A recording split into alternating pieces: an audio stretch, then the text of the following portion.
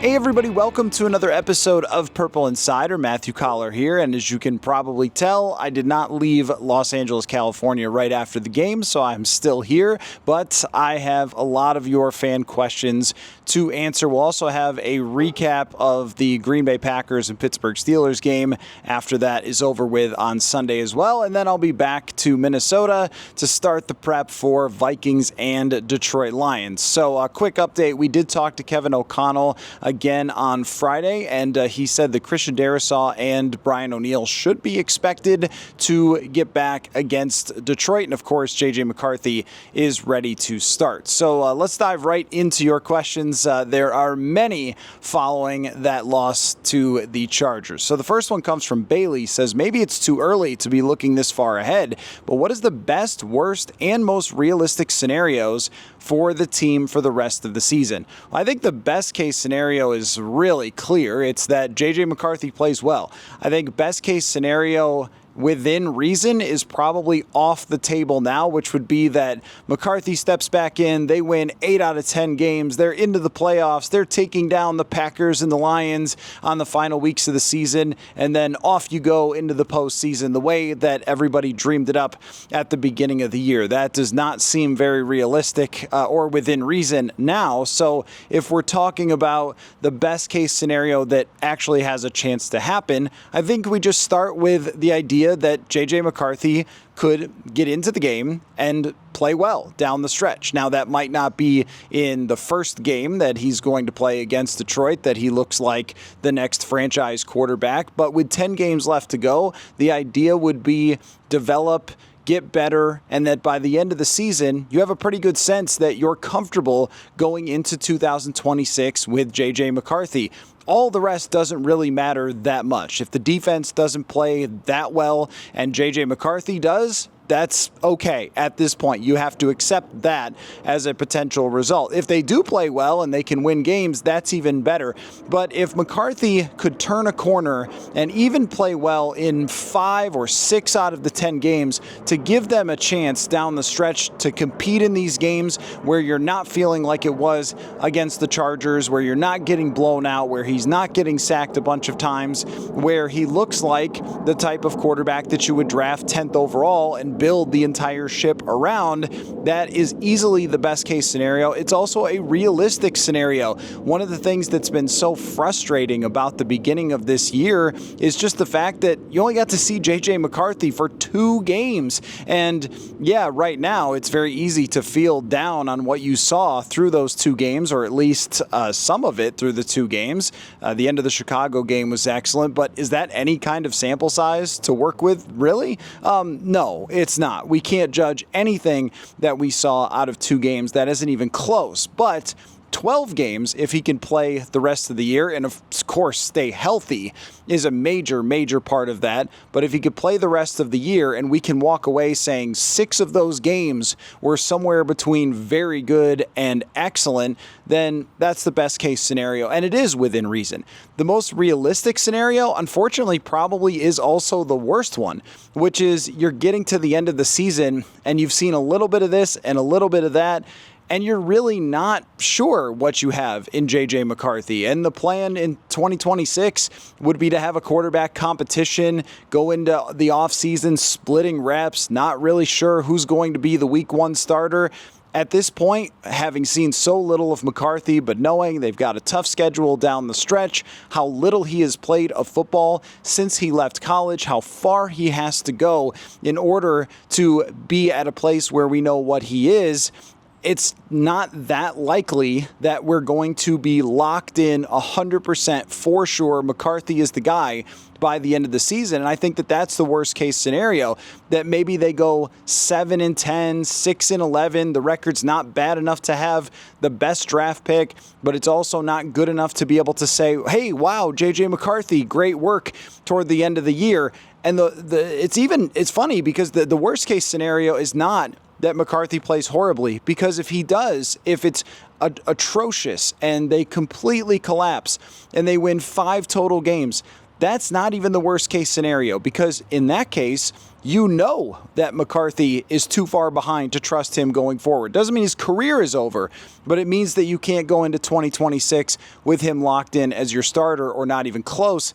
But it would also mean a top draft pick. And some research that I was doing, because it comes up all the time when it comes to the drafting, and came up with this stat, is that the Vikings, since Kwesi Adofo-Mensah got here, have drafted all of 8 players in the top 100 picks. You know how many Detroit's taken? 15. You know how many Green Bay's taken? 16.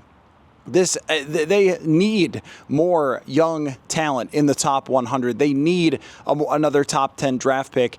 Drafting 17th, drafting 23rd, that's not a place where you generally get superstars unless you kind of luck into them the way they did with guys like Darrisaw and Jefferson. But usually those superstars, they come within the top 10 draft picks. So that's not even the worst of the worst scenarios. It's really the middling 7 and 10. We still don't really know. That would feel very bleak for this franchise. Next question says from David, says, do you play JJ next week if both tackles are hurt? I say no. Well, it appears, at least from what Kevin O'Connell said, that the outlook is good for both of the tackles to play. And one thing that you have to acknowledge with the injuries here and just how things have gone overall is that the schedule has played a role in injury recovery, whether it's JJ McCarthy or Christian Darrisaw. And I think if he had had a full week to get ready, then maybe there would have been a better chance he would have played. But having the overseas stuff and then the Thursday night game, it took a real toll on everybody, and it made all those recoveries much more difficult than they would have been. But it appears that Darrisaw and O'Neal should be back, and in that case, we would see JJ McCarthy, and this is why I say, don't even begin to judge what you saw in the first 2 games. Not only that, but I mean, people still debate Justin Herbert and whether he's any good, and he's been in the league a very long time, and we debated Kirk Cousins for years, so 2 games certainly doesn't do it. But also, now you'll start to see him with Darrisaw, with Donovan Jackson in there with some games under his belt, with presumably Jordan Addison will be there as well, and somebody that he didn't have to start the season but had a really, really good training camp with. So most of the offensive line and the weapons will be there for JJ McCarthy, and then you can start to really evaluate what you see. And if he gives you a chance to win against Detroit, it would feel like a massive step forward for the franchise, even if they lost the game and dropped to 3-5. This is something that I think that all Vikings fans and that everyone inside that organization needs, but at very least you'd be saying that's most of the offense. You're really only talking about Ryan Kelly as the only guy that would be expected to be out when JJ McCarthy returns, and that is a good sign. Now, to your point, if Darrisaw can't play, that would be really crushing, but you can't protect JJ McCarthy forever. You can't sit and wait and wait and wait and wait until you'll get to the end of the season and go, oh, sorry, there was no perfect time to play JJ McCarthy. Ideally, would it be a little bit better to be able to do it at home? Sure. Would it be maybe a little bit better to do it against the Ravens defense than the Lions, which has really stepped up, and they're coming off of a bye week and will be fresh and presumably a little more healthy than they were in the past? But you just can't wait forever. So almost regardless of the circumstances, it's JJ McCarthy time if he's healthy to go. And look, he was this team's QB1 from day one, and the quarterback one through the years. If he's going to be the guy, and that's still on the table, well, then he's going to have to play sometimes without an offensive tackle or without a receiver and things like that. So I would say almost regardless of the situation, he has to play against the Detroit Lions. And I'm not sure with Carson Wentz's health that he's going to even be able to play if they needed him to, as banged up as he was. Folks, are you overwhelmed by the number of different options for hair loss? Are you exhausted by looking around the internet for answers and watching late night television commercials, seeing if any of the options will work for you? Well, getting your hair back doesn't have to be that complicated. If you want to be happy with your hair when you look in the mirror, then Hims can help you get that confidence back. Hims can help you with prescription treatments that have clinically proven ingredients like minoxidil and finasteride that can help stop further hair loss and regrow hair within 3 to 6 months. They make it so simple for you with 100% online access to personalized treatment plans that put your goals first. No hidden fees, no surprise costs, just real personalized care on your schedule. For simple online access to personalized, affordable care care for hair loss, ED, weight loss, and more. Visit hims.com/Purple Insider. That's hims.com/Purple Insider for your free online visit. hims.com/Purple Insider. Individual results may vary based on studies of topical and oral minoxidil and finasteride. Featured products include compound drug products, which the FDA does not approve or verify for safety, effectiveness, or quality. Prescription required. See website for full details, restrictions, and safety information. Folks, maybe you haven't started your holiday shopping yet, but those holidays sneak up on you fast. So let me give you some advice. Check out Uncommon Goods. Uncommon Goods makes holiday shopping stress-free and fun with thousands of one-of-a-kind gifts that you can't find anywhere else. Uncommon Goods looks for products that are high quality, unique, often handmade or made in the USA, many of which are crafted by independent artists and small businesses. And because they're made in small batches, the best finds can often sell out fast. I'll give you an example of something that I found for a gift. You guys know I have a greyhound dog. Well, I searched greyhounds and I found artist-made towels and jewelry that I know my wife will love. You can literally do that with anything that the people in your life are into. And if that's not enough, with every purchase you make at Uncommon Goods, they'll give back $1 to a nonprofit partner of your choice. They've donated more than $3 million to date. So shop early, have fun, and cross off some names from your list today. To get 15% off your next gift, go to uncommongoods.com/Purple Insider. That's uncommongoods.com/Purple Insider for 15% off. Don't miss out on this limited time offer. Uncommon Goods. We're all out of the ordinary. Next question comes from Brian. Says, when I think about KOC's passing scheme, it reminds me of the complex deep passing schemes by coaches such as Joe Gibbs and Norv Turner. The primary difference is that those two coaches paired that desire to get open deep with a power running game and a commitment to running the ball. I'm not even sure we have a real question here other than WTF KOC. So this comes up a lot. Here's what I think about the Kevin O'Connell scheme. Now that we have 2.5 years, three and a half years to get a real look at what Kevin O'Connell wants to do offensively. I would say the biggest criticism from fans and us at times is exactly what you're talking about, which is this commitment to the downfield passing game, even when they're not in a situation where they can really do that. And I do think that O'Connell made some adjustments against Cleveland, maybe went back on those against Philadelphia, took a lot of hits, but still converted a lot of throws downfield. I think that the Kevin O'Connell offense, when it has everything that it needs, when it checks every box to operate at full strength, is fantastic and nothing short of fantastic. The route combinations baffle defenses. He knows how to beat any kind of coverage. I think that throughout a game, he is great at picking up on identifiers of how the teams are playing them defensively, what types of coverages are they using, what types of deception, what types of rushes, and through that point, finding the weaknesses in those defenses.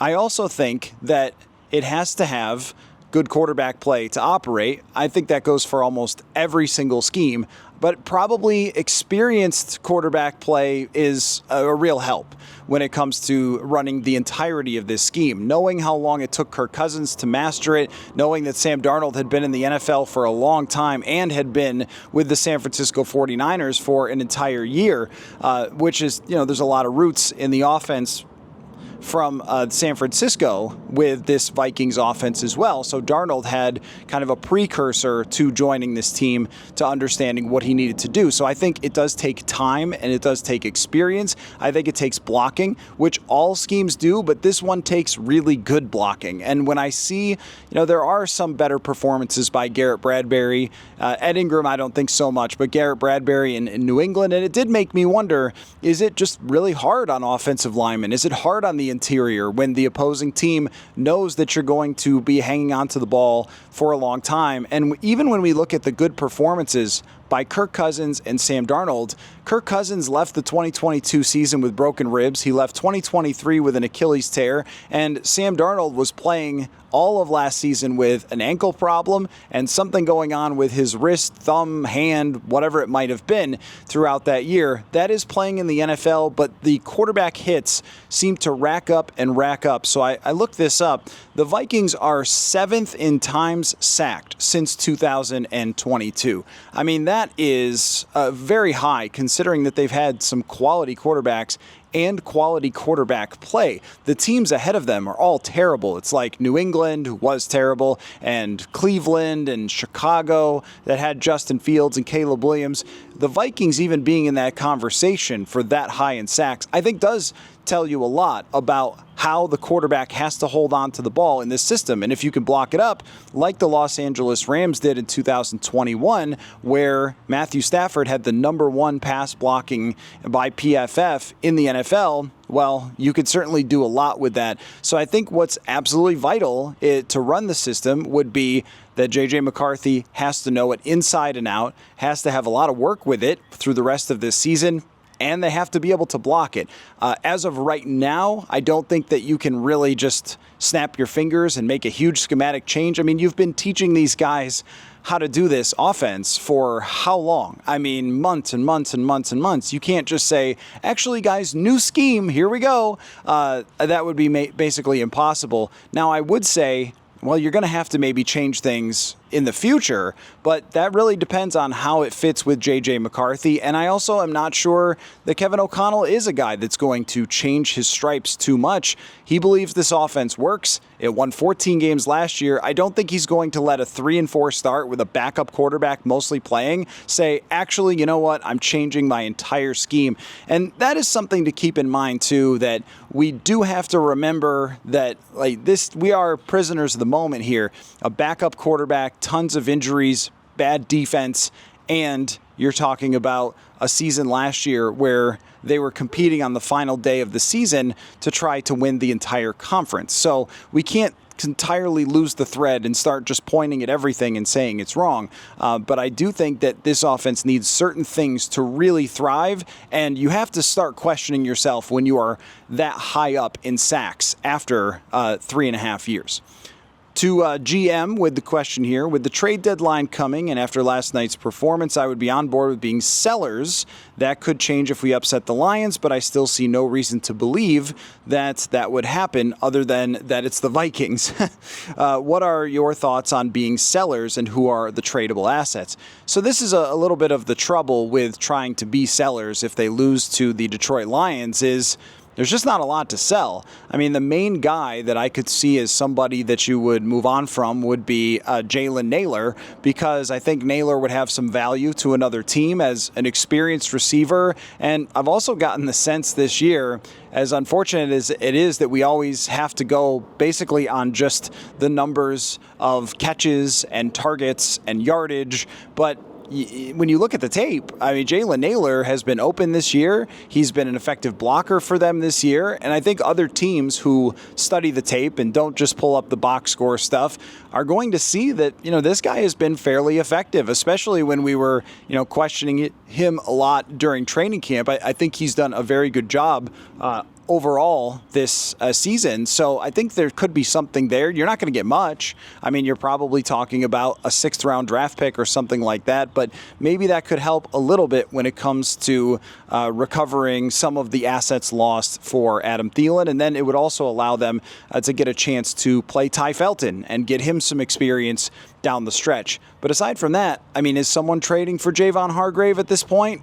I can't see it. I think that would be a tough sell considering that he's played poorly and he's expensive, and the same goes for Jonathan Allen. And when you look around at a lot of the older players, they're usually under contract in the future for a good amount of money. I mean, maybe you're talking about Eric Wilson. Is that even worth it to trade Eric Wilson? Could you get anything for Ivan Pace, who you mostly benched? I mean, probably not, right? So I would not expect that. I think that they'll play it out to the very end.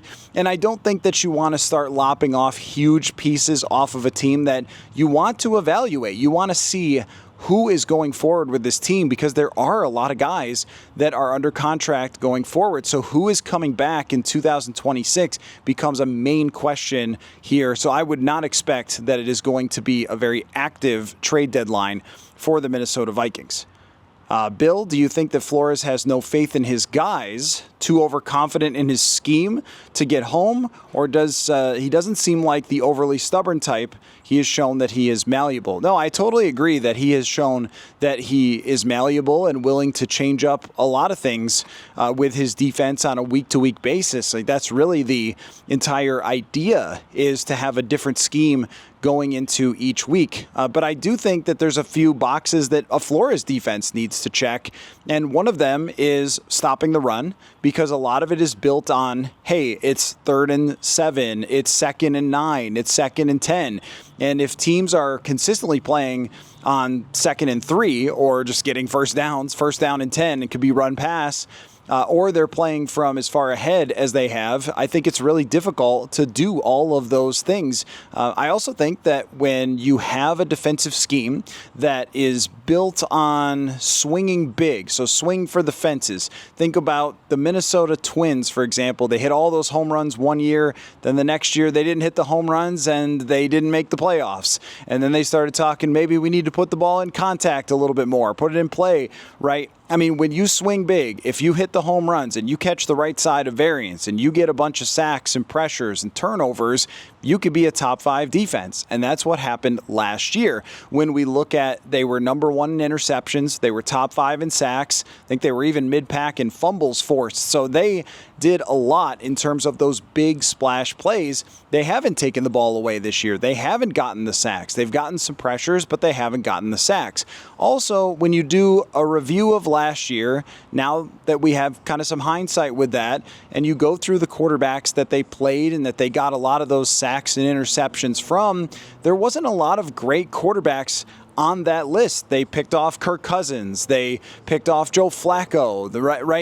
There was Will Levis had his problems against the Vikings playing the AFC South. They played Mac Jones when they went up against the Jaguars in a situation where Jones was playing for a very bad team. So, there were a lot of things that fell their way as far as a defense, but who thrived? Jared Goff, Matthew Stafford in both of the games that they played against them. So it's not that I'm saying that defense last year was fake or it wasn't actually good. No, I mean, it was good, but it also benefited from some things. And then, I mean, there's just a lot of very different players. They went from having one philosophy last year, and I think this is where you could argue that they overreacted to the playoff loss, because then they went to a different philosophy with how they handled the defensive tackles. Now, for the record, I agreed with it at the time that they did it. I thought they need to have more interior pressure. They've lacked that for such a long time, and they have not been able to find these guys. It just turns out they haven't been able to be anywhere near as effective as we expected them to be, and there's a reason why. Every time it's studied analytically, people find that coverage is the thing that's going to dictate your defensive success even more than pressure. And they have just not been able to cover the way that we thought that they would. And they've given up huge explosive plays to the Eagles, huge explosive plays to the Chargers. Well, those are good quarterbacks, good wide receivers, and they have not been able to cover. And I do think that the good teams, the good quarterbacks, they have figured out where the open space is. And this even goes back to 2023. And I know it was Jake Browning at the helm, but it was Jamar Chase, it was T. Higgins, and they started running stuff over the middle against this team, and they have not found the schematic resolution to that. And I think that has been a major issue there as well. But, is anybody playing up to their potential? And then you go back and forth like we do. Is it a bunch of players regressed all at once? Harrison Smith with his health issue, losing Cam Bynum, clearly a big deal. Not being able to stop the run up front does have at least some to do with Harrison Phillips, Jonathan Bullard not being on this team. Probably a lot to do with that. And maybe if they were pairing with Jalen Redmond, it would be different. But that's not what they decided to do. And so, is it the scheme? When a lot of players all regress at once, you start to wonder, yes, maybe it could be. But then, there's another crazy stat that I was looking at just in terms of the number of yards per drive that the Vikings have allowed, and it's still in the top 10. So as frustrating as bad as it has looked and it has been, especially against good teams, you also have to factor in that the offense hasn't done anything, and offenses impact defenses. The Vikings on the offensive side, 27th in terms of plays per drive, 28th in terms of time of possession per drive. That is not how this thing was designed to work. It was designed to work with the offense getting this team ahead and then them taking full advantage of all those blitzes and deceptions. So if football were only easy, right, to figure out, I think it's everything all playing together at once, not a lack of being malleable or a lack of willingness to adjust, but maybe trying to play the way that they were designed to play, and it's just not working. But I do think certain things have been figured out, and we even saw this in Miami from 2020 to 2021 with Flores' defense, where they were top 5 in 2020, did a lot of crazy blitz stuff, and then by 2021, they were mid-pack. And no surprise, that also went along with their offense being kind of average or below average at that time. So it's a lot of different stuff. It's not just one answer, but it is on Brian Flores to figure out how to fix it going up against next week one of the best teams in the NFL, or at least get it to creep back toward average, to use a phrase of one of my good friends, Sam Monson. So let's get to the next question here. Billy says, since the team is staring down a 6 to 8 win season, who are you excited to see develop aside from JJ McCarthy? Well, I think that is the problem, Billy, is I don't know the answer to that question. There's just not a lot of answers to that question. I mean, I think they're obvious who they are. So far, what we've seen from Dallas Turner, a good amount of pressures, but has not been impressive as an all-around player. He has kind of been the same as last year, where it's flashes, and I believe he had 5 pressures the other night, so flashes and some times where, wow, okay, Dallas Turner just made a big play, but then a boneheaded headbutt of the quarterback the other night, which was truly senseless, and then getting eliminated and just washed out completely against the run. And sometimes with Kevin O'Connell, you have to read between the lines a little bit when he talked about stopping the run and said, well, Grenard's been doing some good things over there. And it's like, yeah, well, I think we can figure out the other side of that and who's over there. I don't believe that it was ever going to be in the cards for Dallas Turner, with his size and skill set, to be a dude that just sets the edge every play. I think that would be asking a lot from somebody who's not the biggest. And really, when you think about what Dallas Turner's job was supposed to be this year, he was supposed to be paired with Andrew Van Ginkel, like we saw in the first week against Chicago, or even against Cincinnati at times. And Van Ginkel hasn't been out there, so he's been asked to do a totally different job than he was supposed to as they got ready for this entire season throughout the offseason. So I think that's been a little bit tough, but Dallas Turner is at the top of that list. And also Donovan Jackson. I've been very impressed with Donovan overall.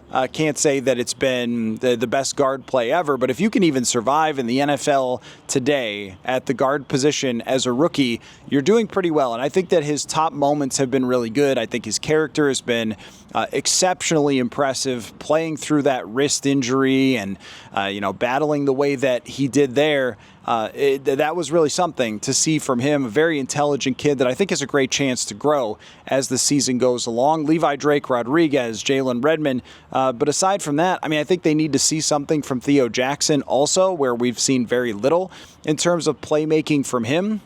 But otherwise, you kind of shrug. Like, these guys are who they are. This was not a team built to find out by week 7 or 8 to start saying, hey, who's going to develop for next year? That's the New York Jets. That's not the Minnesota Vikings 2025. So I think that's one of the harder parts about the rest of the season, is trying to just figure out, who do you even watch? Well, it's really one guy. It's really JJ McCarthy, to see what he can do, because there's not too many other players. I mean, the flip side of that is that you're not talking about needing 10 different guys to click next year who are young or developing players in order for this thing to work. They still have all the foundation with their top players, and I don't want to get into next offseason, because that's just, we're just not there yet. We don't have enough information to get into next offseason, but we know Grenard, Jefferson, Darisaw, presumably Addison, Jordan Mason, Donovan Jackson, like the Will Fry's under contract. There's a lot there that they have of key players that are in their primes to work with going forward. It's just not a situation where they were supposed to be talking about the next wave of players who are on their way. Going into 2026, it's going to be a very similar story. Regardless of what happens here, it's going to be free agents, it's going to be veterans, and it's going to be win now, because that's the way that this team operates. Brad L. says, part of the issue revealed by injuries is perhaps the lack of depth. How much is due to the lack of success in the draft? Seems to me that's where you find cheap talent, or are my assumptions off? Well, here would be my thing about the depth versus the draft is there aren't too many players at the position anywhere in the NFL that they have been missing, and that is offensive tackle.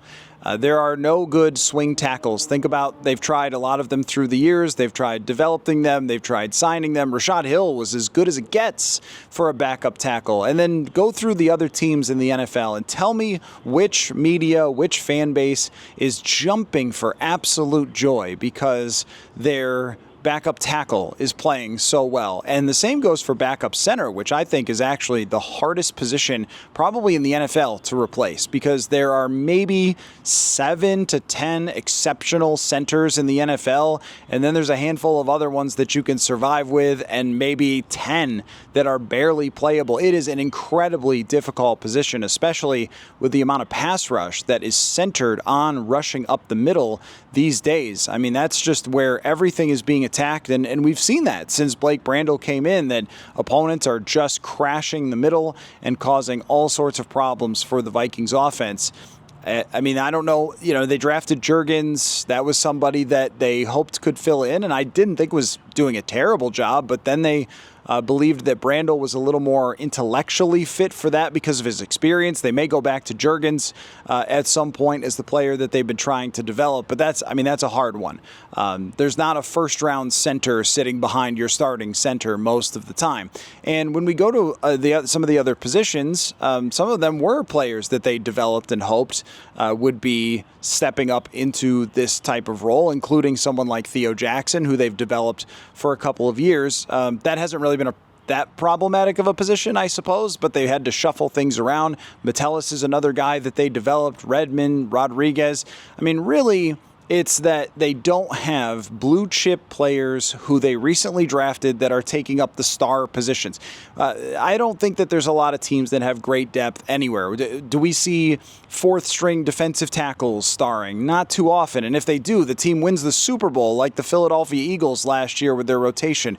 Edge rushers, corners, like every team after their first unit is in pretty tough shape, which is why we try not to take too seriously the preseason, right, with a bunch of second-teamers playing.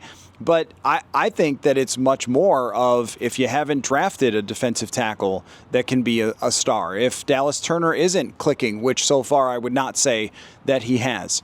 If you go out and sign a $9 million 2-year deal for a corner and say you're going to start, and then you sign another one to start that has never been good, well, this is kind of what you end up with, and they needed to draft starting corners. I mean, they needed Andrew Booth Jr.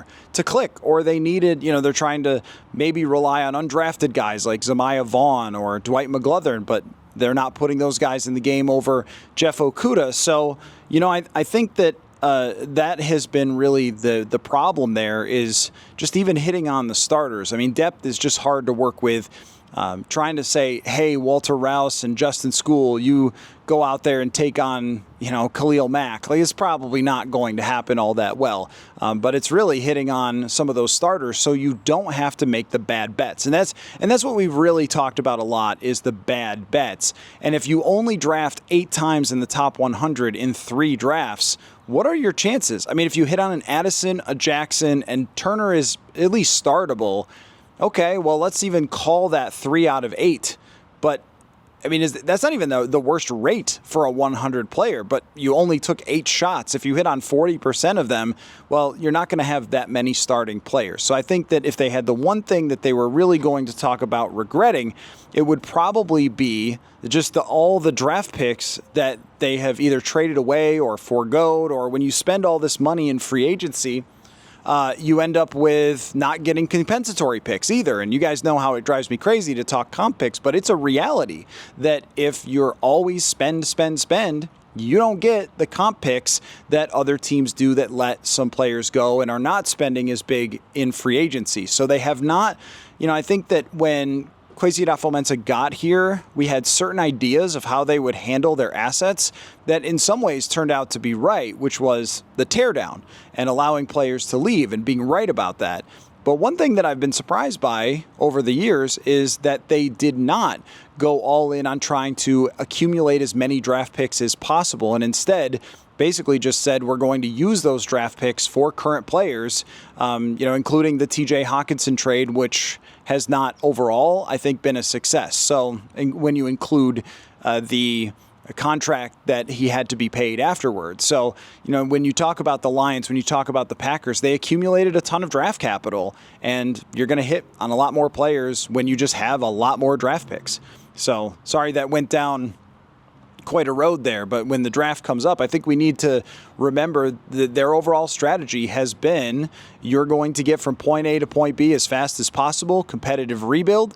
I think when they first started talking about the competitive rebuild, I was very skeptical about that. I thought that they did a good job of it overall, but if those swings in free agency do not hit, then here's what you end up with, is not having a whole lot to look at and say, oh, well, you have at least these foundational young players. Well, at this point now, they really don't.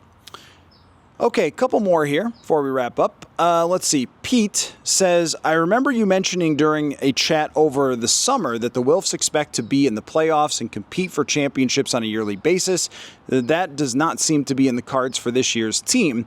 I know organizations can't predict injuries, but when you're expecting older players with significant injury histories to play key roles and filling out the roster with unproven, undrafted players, it really shouldn't surprise when it blows up in your face. It seems to me that the front office might have outsmarted themselves trying to identify players to provide surplus value compared to their compensation, and few of those bets have paid off. That being said, the wheels have finally fully come off this thing.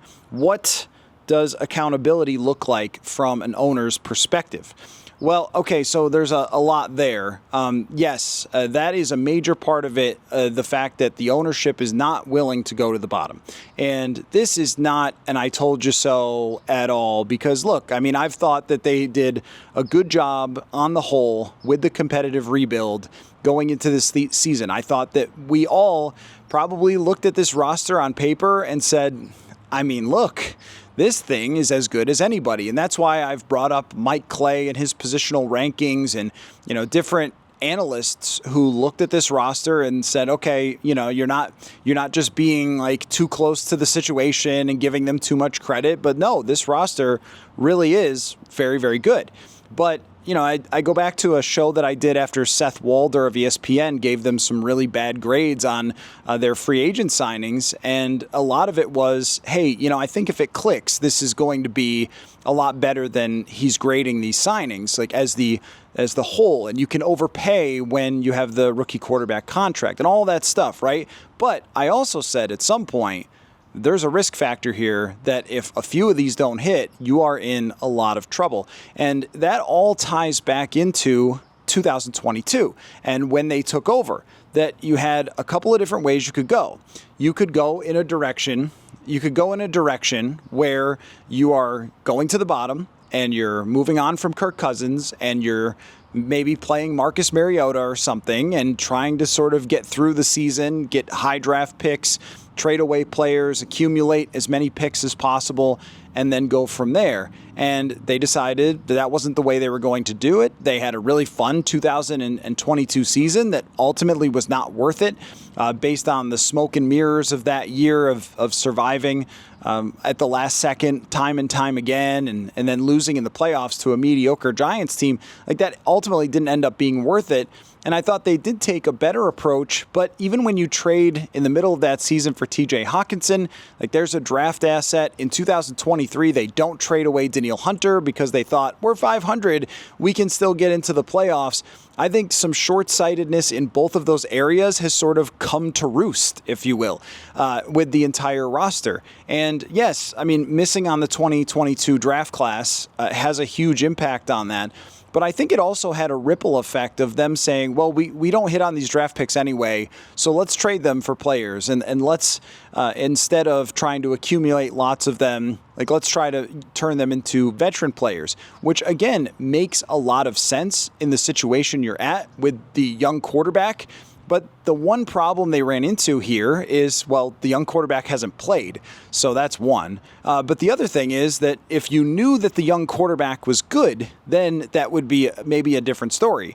And we were pretty much presented with the idea, since they let Sam Darnold go, that they knew the young quarterback was good. We just hadn't seen as much of them as JJ McCarthy as they had. So they can still prove that, I guess. And these decisions are probably not going to turn around with every one of these free agents that's gone wrong suddenly becoming right. But I think it would look a little bit different if they had done it with a quarterback that they were really sure of, and we're not still talking about his fundamentals halfway into his first season, because there's that much lack of clarity overall. So it's a really good thought about the entire picture here, and how taking the sort of expedited route of trying to competitive rebuild, well, if it works, it would have been terrific. If Hargrave and Allen were absolute freaks like they were 3 years ago, it would have been terrific. If Kelly was their center, it would have been terrific. But they had to take those risks that have no payoff now, essentially. And as far as like accountability that you talk about, I mean, look, they built this. A lot of flies out here. Sorry. They built this to have a 2 to 3 year window. They did not build it just for this year. Now, win now is certainly a thing, but win now doesn't mean now and now only, like right now, this moment. So they built it to have the idea that they would be able to compete for several years with a lot of their key players under contract. And I think that that's still true. So we can't declare it, hey, fire everybody, get rid of everybody. But if you do ultimately finish with one of the worst defenses in the NFL, if you ultimately do finish with more draft picks that have gone sideways, more signings that have gone sideways, those conversations definitely begin. With Flores not under contract, I mean, who knows where that situation could go? And then the heat gets turned up, and we could, see suddenly a lot of pressure in 2026. But I think it wouldn't make sense to hit the eject button after this year, especially knowing with how many things that were unpredictable. Now, you could say, hey, these guys had injury histories. All right, well, Christian Darrisaw struggling to come back this much, right? Brian O'Neill getting hurt. It goes beyond even Donovan Jackson needing wrist surgery. It goes beyond what they could have fully predicted with this season, and mostly at the quarterback position.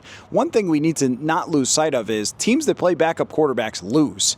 That's just the reality. I mean, that's just the truth. I mean, if this team had a questionable defense and JJ McCarthy was putting up 30 points a game as the starting quarterback, we wouldn't be having this conversation too much about the big picture and who's being held accountable. This team needs to see its starting quarterback. And sometimes, unfortunately, the easiest answer is the right one. We can look around and question every single person, but there's a reason why you say you hold the fate of the franchise in your hands when you hold that football, because it is absolutely true. And if that football is in the hands of a backup quarterback who was 29, 35, and 1 since 2017, below 500, benched for Taylor Heineke the last time he was in, hadn't started in several years, and you say, hey, go save the season and beat Justin Herbert, and Jalen Hurts, the Super Bowl winner and a true franchise elite quarterback, go beat those guys. It's a pretty tough task. So as bad as a lot of it feels and as bad as a lot of it's going, and I am as surprised as you guys are that a lot of these defensive moves have gone as awry as they actually did, I still think if they had good quarterback play, probably 4-3, maybe even 5-2, and looking at, hey, how are they going to fix some of these things at the trade deadline? And instead, it's total system failure. So it's amazing how thin the razor's edge is in the NFL. Last question. This comes from Ben, says, I feel very conflicted here. On one hand, the season feels over, even though mathematically still alive. On the other hand, I feel like McCarthy can spark a dead offense in which it can turn and give this team a boost in the final 10 games, which is the right way to look at it. I mean, if he really is a franchise quarterback, then he could turn the season around by playing well. Don't have helicopters too much in Minnesota. Anyway, so here's the thing. Yes, if JJ McCarthy is a true franchise quarterback, if he's Herbert, if he's Mahomes, Allen, Jackson, May, possibly, then yeah, you could take this team, and there's enough talent here on offense. They still have the best receiver alive, and they still have the second best receiver or the best number 2 receiver probably in the entire NFL. They still have, if they get them healthy, great tackles, a good running back, and a play caller who won 14 games last year with a guy who had never been good at quarterback before. So is it completely dead? No, it's not. And is there a chance that McCarthy steps in and looks like that dude? Of course there is. We have no sample size to say really either way about JJ McCarthy. I don't think we can watch the Atlanta game and say, sorry, he's not him. It's never going to happen. I do think being realistic, what's the ceiling on this season for someone who has played so little football? It's probably not that he just steps in and wins 7 out of the next 10 games. I think that where you should stand on this is, yes, the season in terms of the competitive part of winning the division, beating the Packers and the Lions, that part is over. The part where we see what they're really made of from the head coach position, from the quarterback position, maybe from the defensive coordinator position, then that is very much on. And to be honest, that might be just as intriguing as if they were pretty good this year going down the stretch, if not more intriguing, because the bigger picture of the Minnesota Vikings franchise rests on what happens next over these next 10 games. And the only thing that can't happen is JJ McCarthy getting hurt again, because then it's going to feel like there is nothing to watch for, nothing to think about. But suddenly, to me, this is a breath of fresh air. This is like going to the ocean breeze or jumping in this here pool behind me to have JJ McCarthy return and start having the season that we expected them to have, good or bad, for better or worse. It's just that the chance that they can suddenly turn this around and make the playoffs is now more or less gone down the drain, because they couldn't even just survive 3-2, win any kind of fight. Couldn't do that with the defense that they have or the health that they have. But the season feels back on from the perspective of, let's all see what they have in their future quarterback, JJ McCarthy. That's as good as intrigue as you can ask for. It is moving the goalposts. I will say that. It is moving the goalposts. This was supposed to be a win-now season. There was not supposed to be these excuses. So all that stuff deserves to be criticized. But if you're taking the next best thing, it's seeing 10 more games of the young quarterback who has a chance to still be the franchise quarterback, believe it or not, after only playing 2 games. So thanks, everybody, for all those awesome questions. We'll be doing a recap of Sunday's game, especially the Steelers and the Packers, and answering more questions on Sunday night. So thanks again, and I'm going to enjoy the weather. Football.